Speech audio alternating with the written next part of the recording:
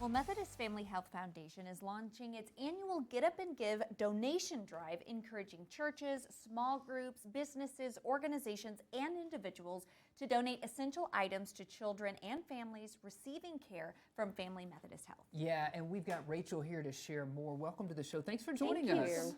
Thank you for having me. So let's just dive right in. What can you tell us about this donation drive?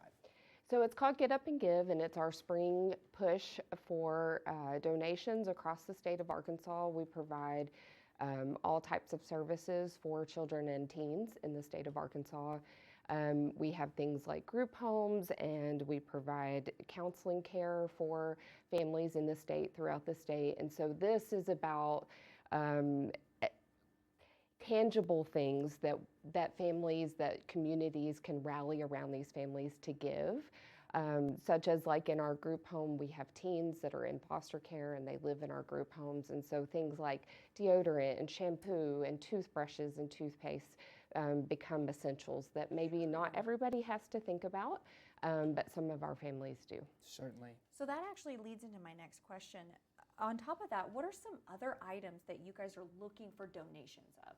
Yes, and we do have a whole list that Okay. you can access on our website, which is methodistfamily.org, Get Up and Give, and there's a list where you can there's donation sites all over the state, so you can go buy things if you want to and drop them off at our donation sites. Or we also have QR code for both Walmart and Amazon.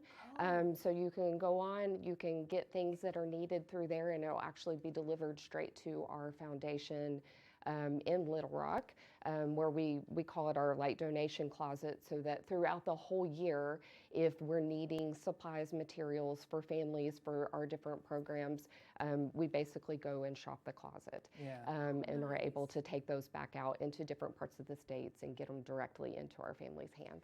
You know, and every family is different, every family's needs are different, but maybe from your perspective, what have you seen that these donations have been able to help families, individuals throughout your years of doing this? Yes, yeah, and I have been with Methodist for about a decade, so have been through a few of these drives with them.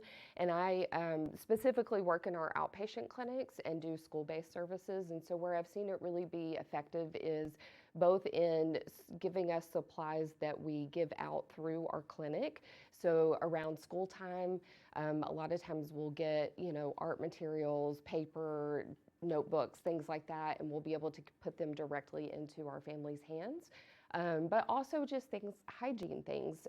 So we keep stocks of that in our school-based program. So if we have a kid that comes in and just needs some deodorant or, a toothbrush and toothpaste, that we just go to our little space and hand it right to them.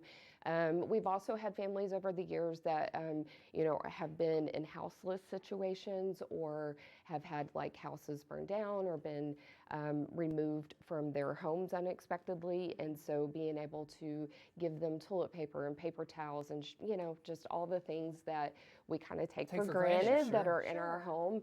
And it's just one less thing that they're having to worry about. Yeah, that's important. Great. That's great. Yeah. Now, one thing I want to ask, is there another way besides the donations? Is there another way that folks can kind of help out?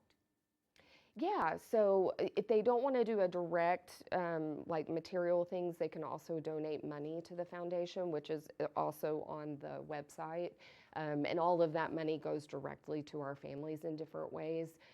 So this is Get Up and Give. So it's about the tangible things, but we also do a big fall event in Little Rock, and all that money also goes back into families, but is used a little differently. We have a resource called Compassion Funds, and this gets used throughout the year. So lots of kids who maybe could use like a weighted blanket or sensory items or fidgets or things like that, noise cancellation headphones.